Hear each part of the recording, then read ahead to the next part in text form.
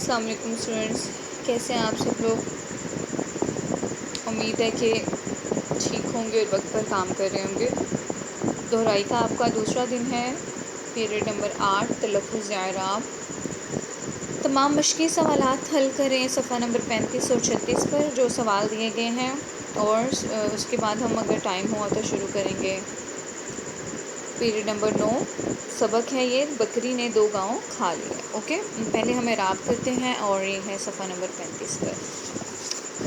جیسا کہ ہم نے کل پڑھا تھا کہ اعراب جو ہوتے ہیں وہ صحیح تلفظ، لفظ کے صحیح تلفظ کو ادا کرنے کے لیے ان لفظوں کے اوپر نیچے لگائے جاتے ہیں، تو انہیں اعراب کہا جاتا ہے۔ اب یہاں پہ ایکسرسائز دیکھیں، صفحہ نمبر 35 ہے۔ اعراب سے کیا مراد ہے؟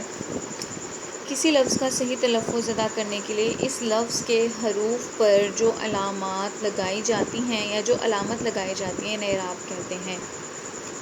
حرف کی علامات زیر زبر پیش کی تعریف مختصر بیان کریں، یعنی بہت چھوٹا سا بیان کریں، آپ کو ڈیٹیل بتانے کی ضرورت نہیں ہے۔ زبر کے لفظی معنی اوپر، اونچا اور بالا ہیں۔ چونکہ یہ علامت حرف کے اوپر لگتی ہے اس لیے اسے زبر یا فتحہ کہتے ہیں۔ زیر کے لفظی معنی کمزور اور نیچے کے ہیں اور علامت کسرہ کے ہیں، اسے علامت کسرہ بھی کہا جاتا ہے۔ چونکہ یہ علامت حرف کے نیچے لگتی ہے اس لیے اسے زیر یا کسرہ کہتے ہیں۔ پیش کے لفظی معنی آگے، سامنے ہیں اور ضمہ کے ہیں۔ یہ علامت بھی حرف کے اوپر لگتی ہے اور واؤ کی سی آواز دیتی ہے۔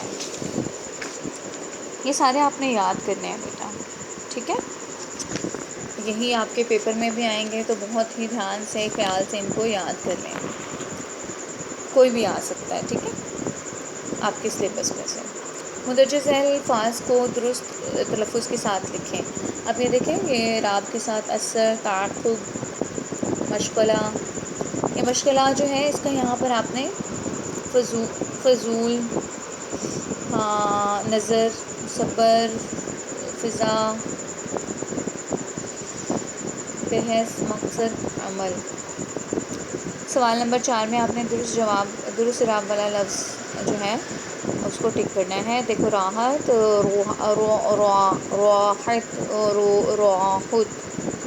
تو راحت ہے صحیح لفظ۔ اس کے بعد ہے اسوۂ حسنہ، اسوۂ حسنہ یا اسوۂ حسنہ، اسوۂ حسنہ۔ صفت، صفت، صفتو، صفت۔ مساجد، مساجد یا مساجد، تو یہ والا ہے، ٹھیک ہے، یہ غلط ہے۔ اوکے بیٹا، ہمارے پاس بالکل تھوڑا سا ٹائم ہے، چلیں انشاءاللہ تعالیٰ ہم کل شروع کریں گے۔